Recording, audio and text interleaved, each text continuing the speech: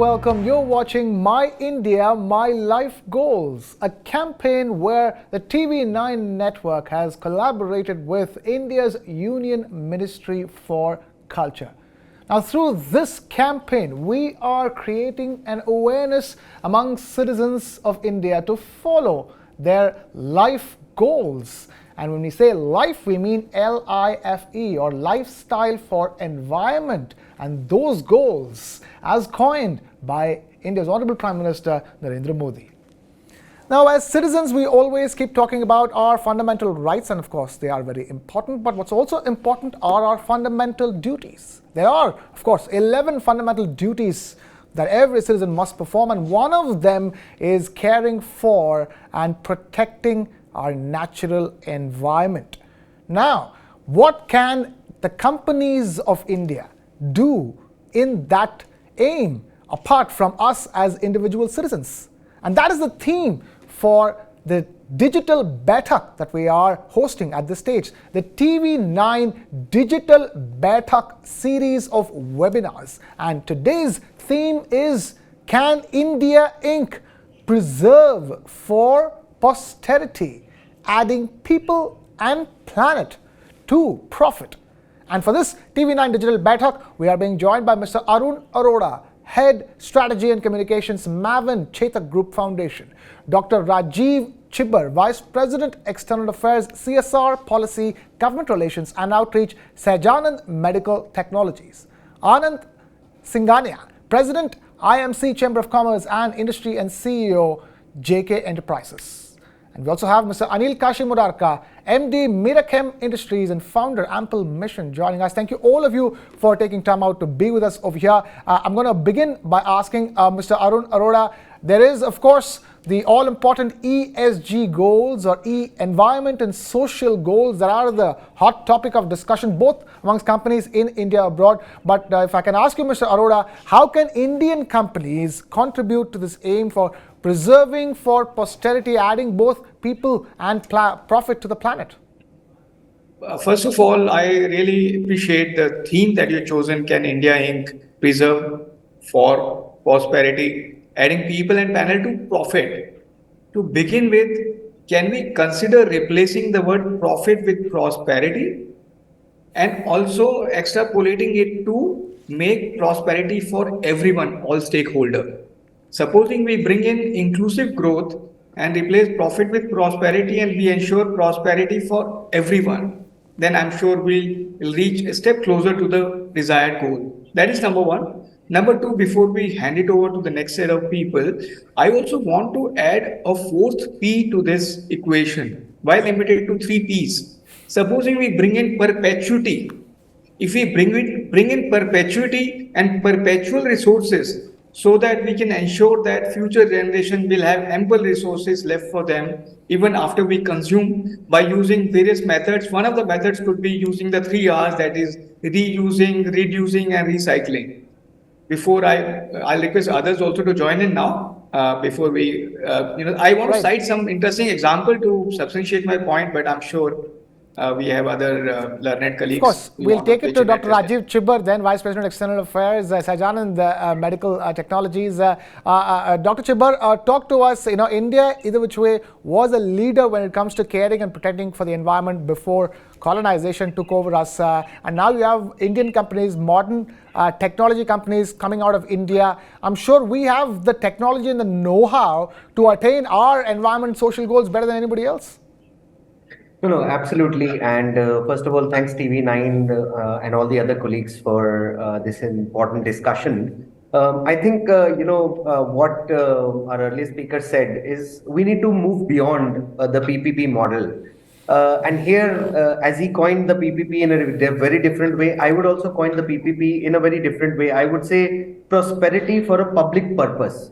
Now, when we talk about a public purpose, everyone in the ecosystem becomes a partner to it, a stakeholder to it. And, we need to recognize that the urgent need for sustainable practices, social responsibility and ethical governance in all aspects of life that you started with needs to be something that embodies our core values and reflects the aspirations for a better future. And for this, both big, small, or medium, any size company needs to work towards to mitigate not only the challenges but also preserve the earth for generations to come.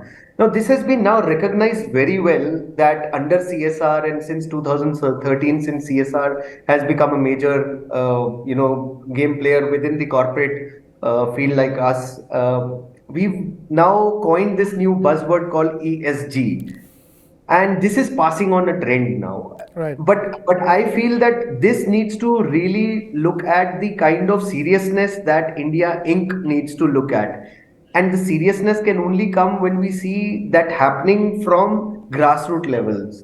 And grassroots levels is where you would see prosperity attaining at social levels, at the governance level, because the government also plays a very important role here. And then ultimately within corporates, how do we look at mitigating it and de-risking it? So I'll stop here because I've just given the tip of the iceberg in Fair terms enough. of discussion.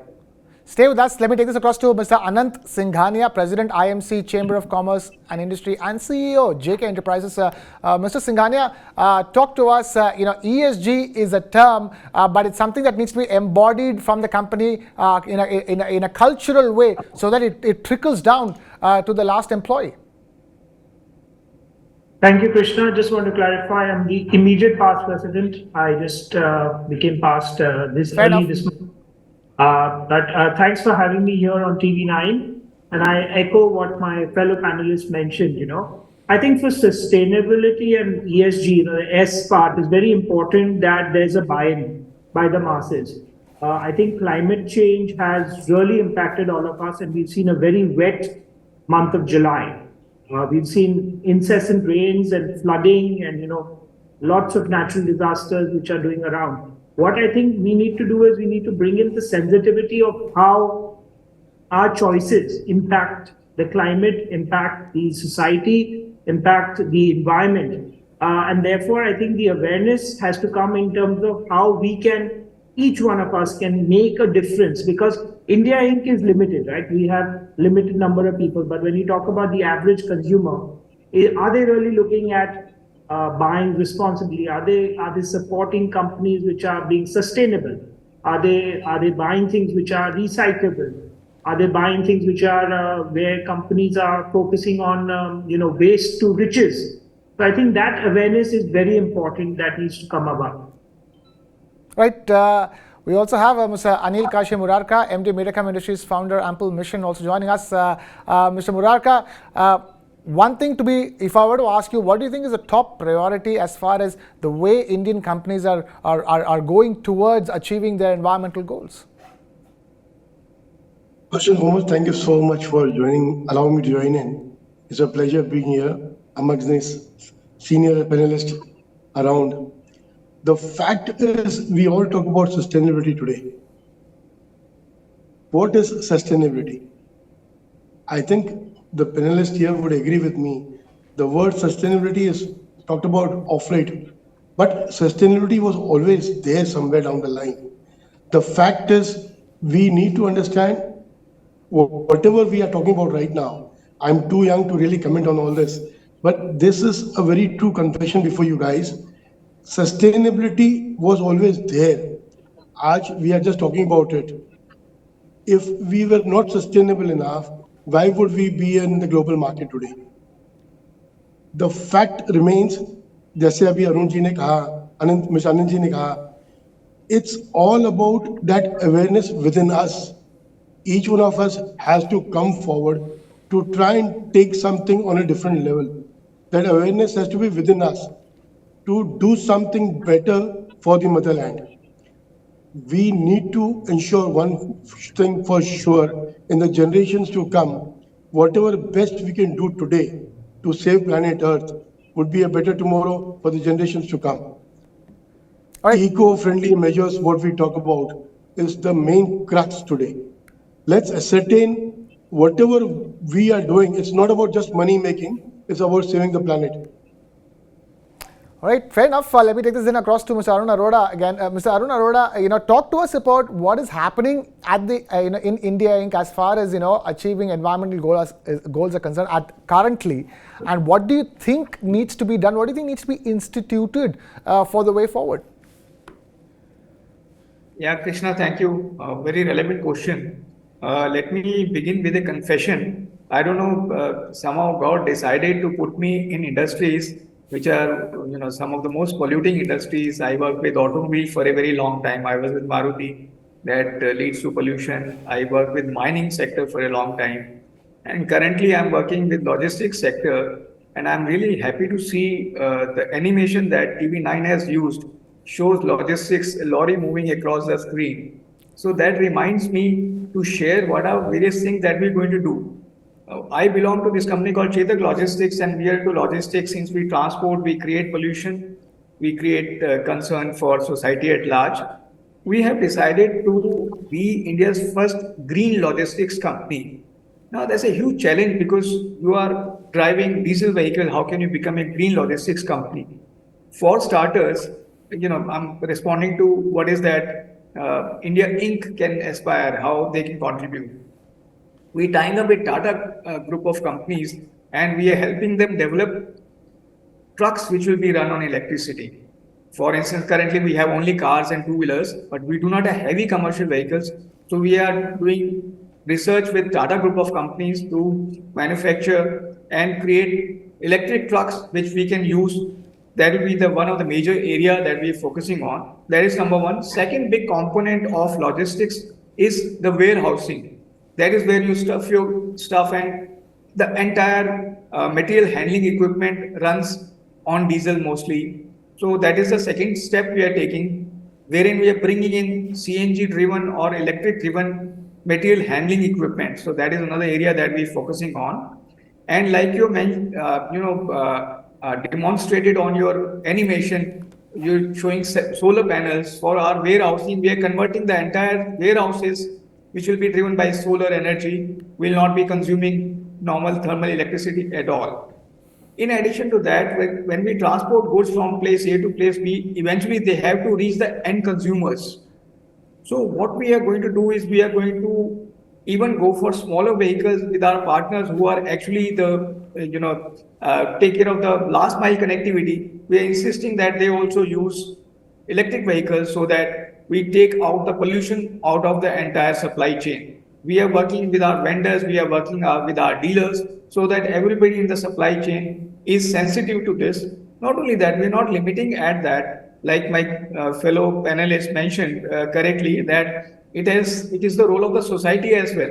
So instead of saying what is society can do, can I say what is that I can do, what is that my companies can do, what is that my employees can do. So we have brought in the concept of ISR in addition to CSR, which is individual social responsibility, wherein we sensitize each employee to be sensitive to environment, sensitive to society, so that this percolates across the organization. Thank you. All right, stay with us, Dr. Chibar.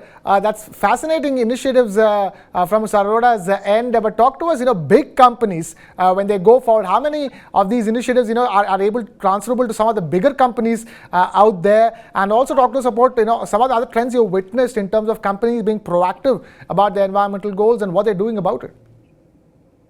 Well, I think when you say bigger companies, it's a collective effort by all companies. So I think the first thing that we need to understand, the more you go bigger, the more the carbon footprint adds. Exactly why I'm asking the question. Exactly why I'm more concerned. Exactly. So when most of these companies look at CSR and ESG valuation, they look at 3 to 4 typical policy maneuvering that could happen within the company, and that is where which will take it through the entire mitigation aspect. So one is obviously the enhanced focus on long-term value creation, and this is a holistic approach that incorporates not only CSR, environment and social factors, but alongside to change governance considerations also. So that's how companies can mitigate risks, uncover new business opportunities, and create long-term value for all stakeholders. The other thing, and when I ended with stakeholders, the other thing which companies would want to do, and that too when they go bigger, and we talk about, maybe an Asian Paints, maybe a Tata's, maybe, Dabur and others who have environmental impacts and they know how to mitigate it, they would look at evolving stakeholder expectations also. Because today, stakeholders, including your investors, customers, employees, communities, and even your internal employees, as Mr. Arora said, they become increasingly concerned about the environmental and social issues. They demand transparency, accountability, ethical practices from the organization whom they are engaged with. So ESG reporting and performance indicators that enables the companies to demonstrate their commitment to sustainable practices and respond to the changing expectations of their stakeholders. The third is, which everyone would be looking at, all our panel members here would also agree, is mitigating risks and seizing opportunities. Now, this is very important. You saw how Mr. Arora talked about, it's like ESG frameworks provide a systematic approach for identifying, accessing and mitigating risks associated with environmental, social, and other climate change, resource scarcity, labor practices, regulatory compliances. These are just few examples of risks that companies face in today's world. So how we mitigate those risks? But over and above that, we also convert those risks into seizing opportunities. You saw how Asian Paints, they've now come up with their paints which are more environmental friendly. Their putties which are there when discarded or when scratched off are more environmentally disintegrated. So additionally integrating sustainability into business strategies can uncover new market opportunities, drive innovation, and faster resilience to the face of future disruptions. And the last is, which is the most important thing for any company, whether it's me, whether it's the top companies in the country, is the access to capital and investor confidence. When you have that, that's a very crucial consideration for a company, because the decision making processes, the entire capex opex that is going to be utilized in this particular exercise, and the responsibility of companies to deliver superior financial performances by tweaking these entire changes in the company's know-how and thoughts is very, very important. So I think this is more at a corporate level when you look at it, but then when it percolates down, it percolates at a societal level. So I'll stop here, probably. Right, fair enough. Mr. Singhania, if I were to come to you, and I want to pick up on one of the points that he was talking about, and that is balancing the needs of all stakeholders while achieving environmental goals. Now, that's certainly not an easy balance to strike, is it?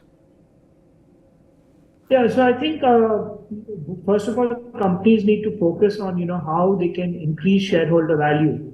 And shareholders are really looking at sustainable, ethical practices by companies which want to grow. So if you look at various companies, you look at, for example, Hindustan Lever, they have a program called Shakti, which is empowering the women and the villagers, where basically they're ensuring that their value addition goes up. Now, if you look at India, we are the fifth largest country in the world, first by terms of economy, and in the next 5 years we should become the third largest. But if you look at the per capita, our per capita is, I think, ranked 140 or something at $1,500-$1,600, or let's say they're $2,000. They're very, very, very backward in terms of our per capita. So in order for our per capita to increase, they have to basically ensure that the consumption has to go up, the economy has to grow, and the sustainable practices and the stakeholders have to get the benefit. Another area is that, use of sustainable material, whether it is in my predecessor talked about reducing, recycling, and reusing. So, a focus stakeholders are looking for companies that are looking at waste to riches in terms of how you can reduce your consumption by using the byproduct into other areas. So when we talk about CSR, you only talk about 2%, but a lot of companies are now focusing on the 98%. How they can add value as a corporate to the entire stakeholders, whether it's at the rural level. And when India has to move from say $3.75 trillion up to 5 and then to 10, we need to basically take India from becoming India to Bharat. That urbanization to ruralization, that urbanization has to give value to the masses. Right, Mr. Murarka, value to the masses, value to stakeholders, delivering these two will be key for Indian companies to take up their environmental goals seriously going forward. Definitely, it will make a big impact. But I'll get back to Singhania ji, what he rightly said about recycle and reusing. It's a very important factor today. See, we belong to a chemical industry. As far as whatever chemicals we produce are basically for textile and paper. Now, when we talk about recycle and reusing, what Singhania ji rightly said, I can quote one example, one company which is doing it at large, the ABG and Raymond's again. It's amazing. The way they are recycling the fabric is extraordinary. Everything is a cost. And if people are ready to bear that cost aspect, definitely it can be a better future tomorrow. Recycling is such an important factor because, due respect to Singhania ji, the way Raymond's and the Aditya Birla group are doing it and taking it up, if all companies come up together, this can make it at a different level. India, we're talking about being at number 5, as Singhania ji rightly said. It can go to those number 1 segments, there was एक दौर था जब India को हिंदुस्तान को we used to call it सोने की चिड़िया. But yes, we look forward for that future aspect again, to India shine back, roll back to what it always was. We are a country which has got so much of potential, but we need to synergize all that, come together and make it at a different level. Right, stay with us, Mr. Arun Arora. At this stage, what is important to discuss is what can the government do to help India Inc. achieve its environmental goals? How can they incentivize companies into being serious about their environmental goals? Okay, again, Krishna, thank you. Very interesting question and very interesting thoughts from Chibarji, Singhania ji and Murarka ji. Let me share a couple of examples where the industry expects some support from the government. I'll share an example. I used to work with Jindal Steel and Power, and India incidentally has one of the largest reserves of coal. And coal, thermal power generated out of coal is considered as most polluting one.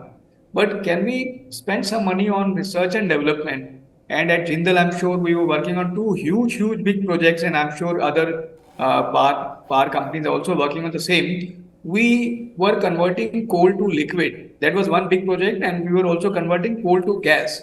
In case you don't want to waste the huge reserves of coal that India possesses, because Western countries would like us to, get rid of this coal thing. But they have used it during their growth, and we also entitled to use it during our growth. But can we find a way of using this coal stock that India has into an environmental friendly way by converting coal into liquid or coal into gas, which is very expensive as far as research is concerned? That is where the support of Government of India is required. In case Government of India can pitch in this research and development cost, so that we can quickly convert the existing coal into liquid or gas, which will be far less polluting as compared to power generated by thermal power plants. That is number 1. Number 2, we all love talking about e-vehicles. We talking about e-two-wheelers, e-cars.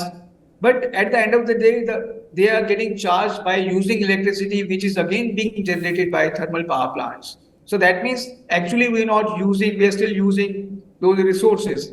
Therefore, it is essential to address the root cause, that is coal-based energy is polluting. Therefore, can we convert that coal-based energy process into something that is more environmental friendly to arrive at that? And that is where the government's intervention will be a great help. And I'm sure a lot of companies, including Adani's and Tata's and Vedanta's and Jindal's, they are dying to work on coal to gas projects and coal to liquid projects. This is one example that came to my mind. Right, Dr. Chibar, if I were to ask you then, in that sense, the government essentially has to incentivize companies into adopting renewable energy in as many ways as possible to perform their operations. And therein, and finally, you'll reach a stage where literally they use no non-renewable energy for any of their operations. No, absolutely. See, that adoption will still take a long time if you look at it. What Arora ji was mentioning is something which we need to delve upon more. See, as companies, we may look into doing all CSR, ESG practices, but then regulations within those areas are not standardized in India. So, limited regulatory framework is another problem through which there is a number of companies who do not get to address sustainability and responsible business practices. So we need to see how that can help us.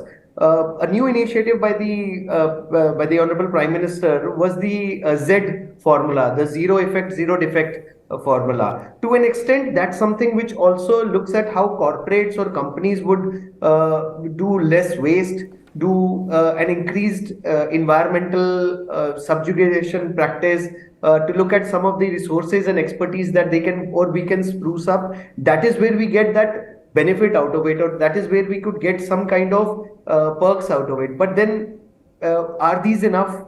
Are these going to really sustain for a long term? All those have not been immediately thought of. And that is because, we cannot predict 25 years from now. We can only look at the kind of recedence that India is going through.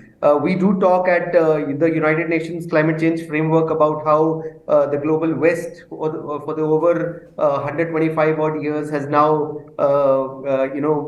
because of industrialization, made the environment to what it is today, where we are having these droughts, we're having these excessive rainfalls and climate change happening all over. But then if we look at our trajectory also, the trajectory initially since 80s to till now has been on a similar path. To mend that, we need to go back to that 1.5 mitigation program that globally has been agreed upon. But for that, there is a lack of awareness, there is a lack of capacity also. Big companies may be able to do it, or companies like, I'll give you an example of my company. We are a zero discharge company. Being a cardiovascular manufacturer, we can't afford to have anything which where our products touch water or are exposed to anything which gives out effluents. The only effluent which may be coming out of our factory is raw material, and that raw material is also recycled and reused into making our stents or making our guide wires or catheters or other high-end products. But at the end of the day, not every company or not every segment of companies, whether it's small, large, medium, SMEs also, are aware of these challenges, are aware of these regulatory requirements. And then regulatory requirements change at every district and every state also, depending on which area are you in. If you're in the northeastern area or if you're in the forest dwelling area, your regulatory requirements change dramatically. That is where the Reliances, the Ambanis of the world also work into, and they face that tune around it. So I think there is more scope where regulators and companies need to sit together, discuss the fact that what fosters a culture of sustainability and responsible business practices. Then maybe we could move forward to the next level of what evaluates out of it. Right, stay with us. I'm going to take this to Mr. Singhania as well. Tell us, from that perspective, how do companies, operate, in an environment where, it has become increasingly important to be aware of environmental goals. Yet at the same time, we haven't done it in so many years. Now we have to suddenly go back to doing something which we were doing well before. How does that work, Mr. Singhania? So I think I'll just touch upon what my fellow panelists said. So I think I like the point what Mr. Arora said about the move towards electric vehicles. But I think what I understand is the study shows that EVs and hybrids are still more environmentally cost effective as compared to fuel-based engines. Murarka ji, I'm very happy to hear that you talked about how textile companies are looking at reuse and recycle, and Raymond is part of the JK group. So very happy to hear that. But talking about companies, I think one very important factor is that the government support in terms of, you see, government has brought in schedules where people are actually, they actually,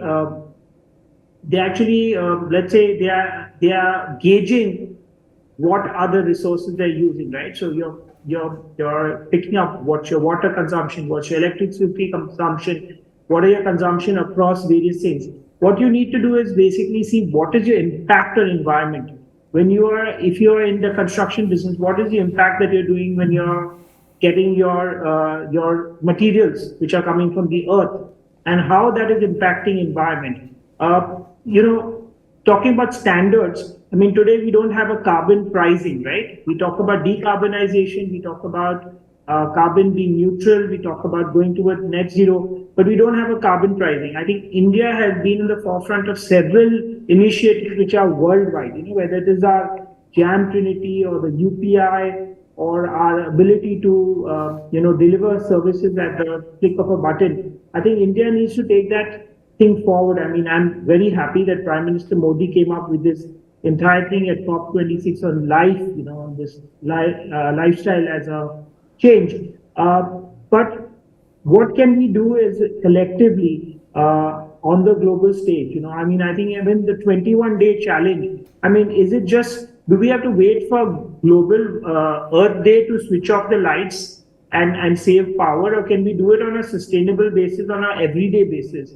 So unless we don't bring in sustainability into our daily, our daily core, like into our daily lives, I think it will take a lot of time to go down that value in change.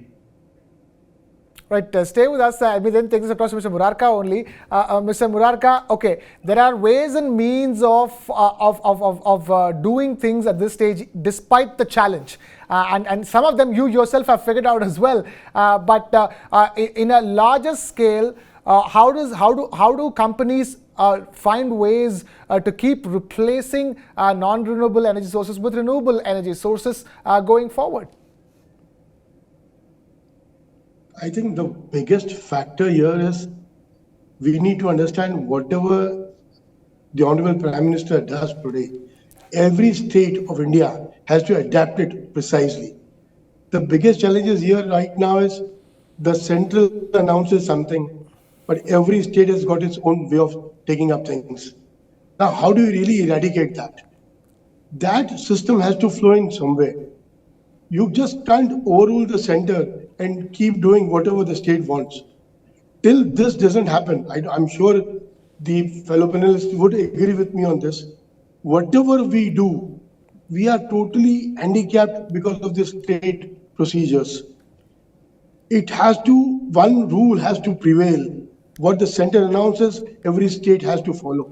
You can't just keep doing things on your own, keep dictating terms.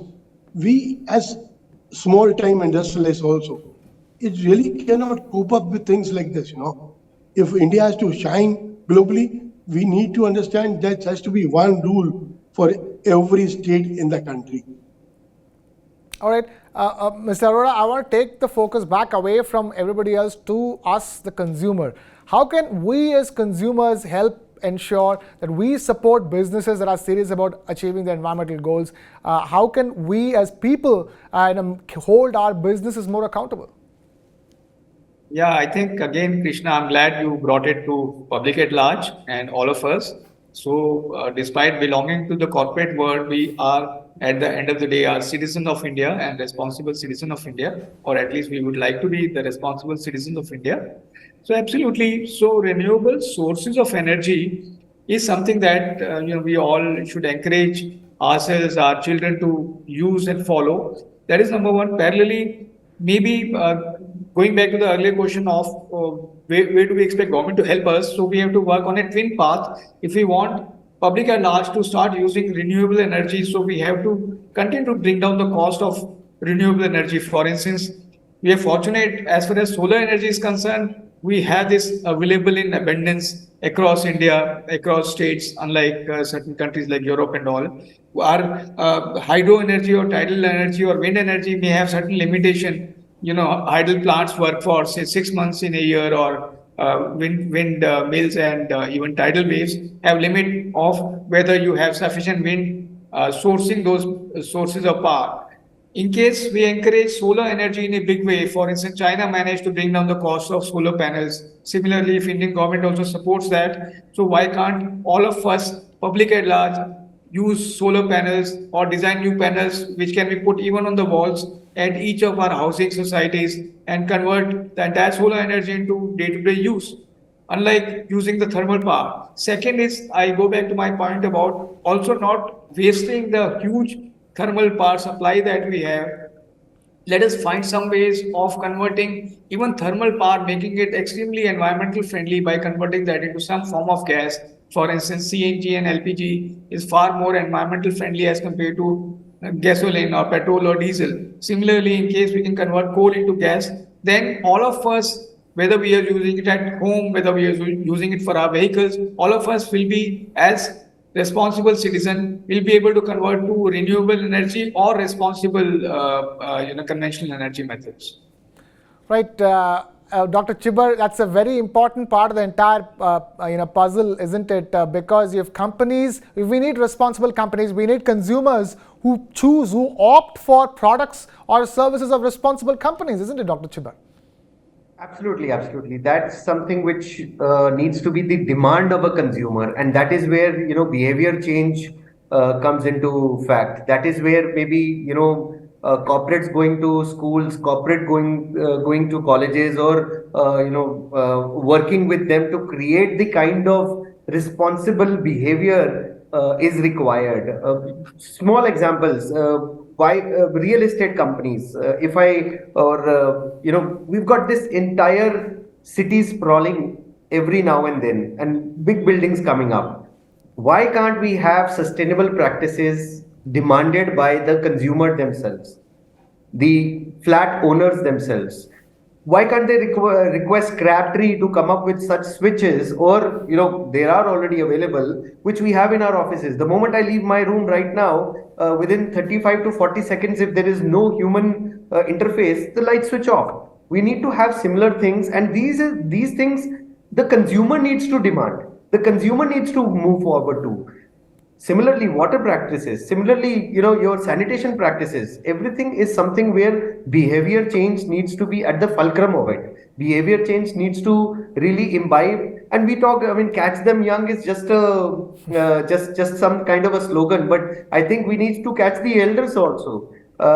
We need to change each and every part of the society that is working towards sustainability, that can possibly have a ripple effect in addition to what corporates are doing, in addition to what the government is doing. So I think somewhere the conjunction needs to be made, where behavior change becomes a two-way communication tool, where people understand this, people demand this, and that's how the corporate world looks at the consumerism that is going to have an impact on their business.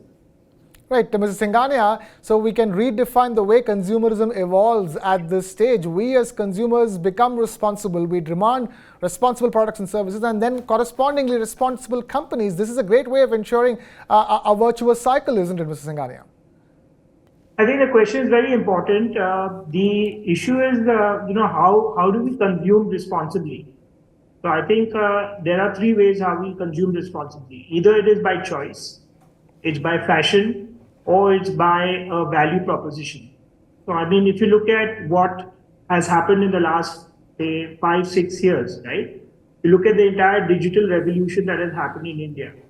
First, you had demon, then you had COVID, which basically allowed us to move toward digital, right? You had no other choice but to move to digital. That's why UPI is clocking 10 billion transactions a month.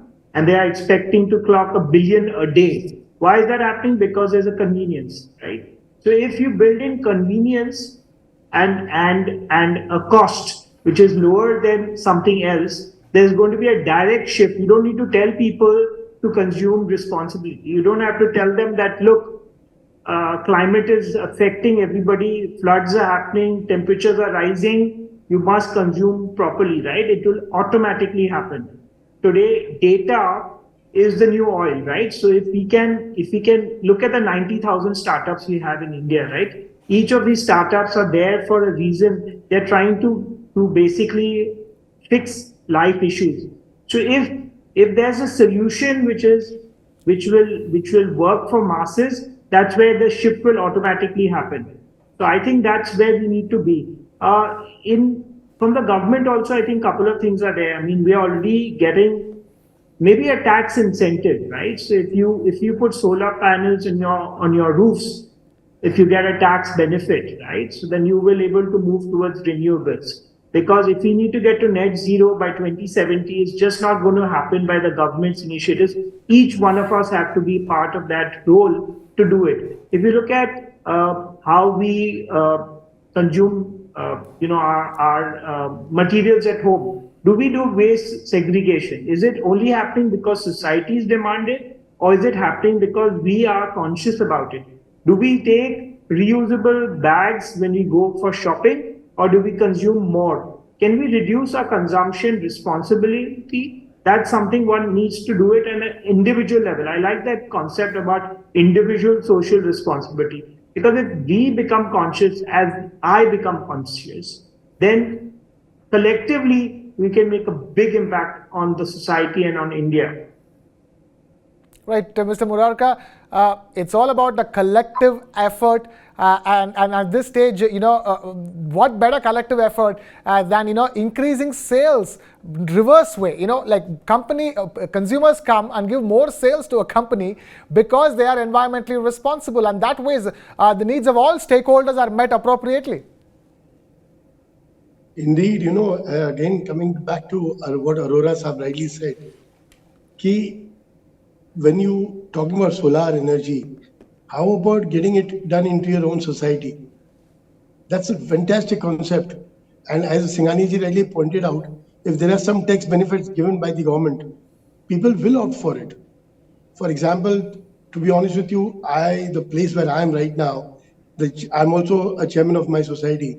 We have already started this initiative. Why not get into that system? If we know one has to be a trend setter, people will definitely follow. But if the government of India intervenes and has some tax benefits, as said by Singhania ji also, it can make a bigger impact. Like what Dr. Shivar said, once he leaves his room, the sensors will ensure that the lights go off. This can be done as a compulsion by all the builders themselves.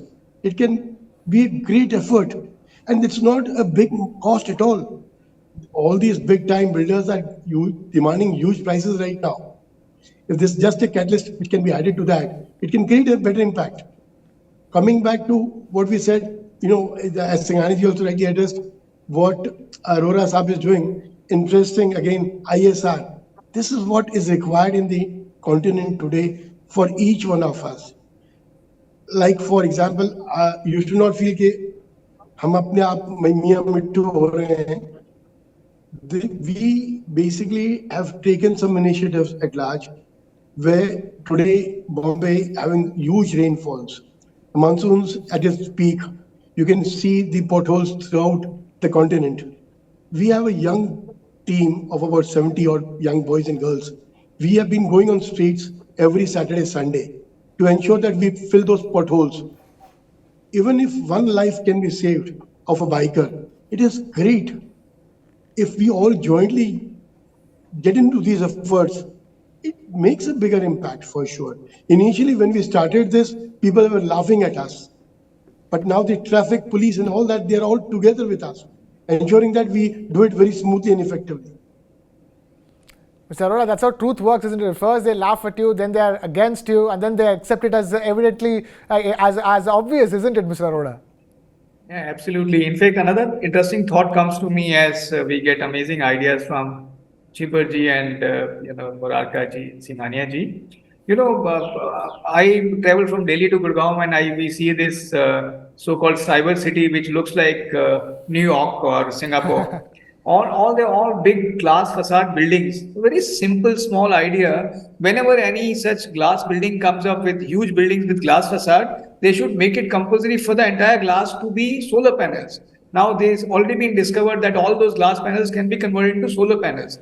Either companies like DLF and other big real estate companies, they can do it on their own, or maybe government of India can make it compulsory. All the glass facade that is going to be used has to contain solar panels. At least all those buildings will be self-sufficient. They will be drawing from the grid and will be saving so much on the energy cost. We can look at right, left, and center. We can find hazard ideas, and even youngsters are throwing in so many ideas. So I think absolutely right. Collectively, in case we join hands and we work together for social causes and for greater national environmental causes, we can certainly do it, and I'm sure we'll do it. Right, absolutely. Collective effort is what is needed, even to get India Inc. To own up to its own responsibilities towards caring for and protecting the natural environment. I'm afraid we can continue talking, but this has been a wonderful discussion. We have completely run out of time. I'm going to thank Mr. Arun Arora, Head Strategy and Communications, Mavin, Chetak Group and Foundation, Dr. Rajiv Chibar, Vice President, External Affairs, CSR, Policy, Government Relations and Outreach at Sajanand Medical Technologies, Mr. Anant Singhania, CEO of JK Enterprises, and Mr. Anil Kashi Murarka, MD, Miracam Industries and founder, Ample Mission. Thank you all of you gentlemen for taking time out to be with us here on this TV9 Digital Baitak. And with that, we wrap up this edition of My India, My Life Goals. Thank you so much for watching. This is Krishna Kumar signing off.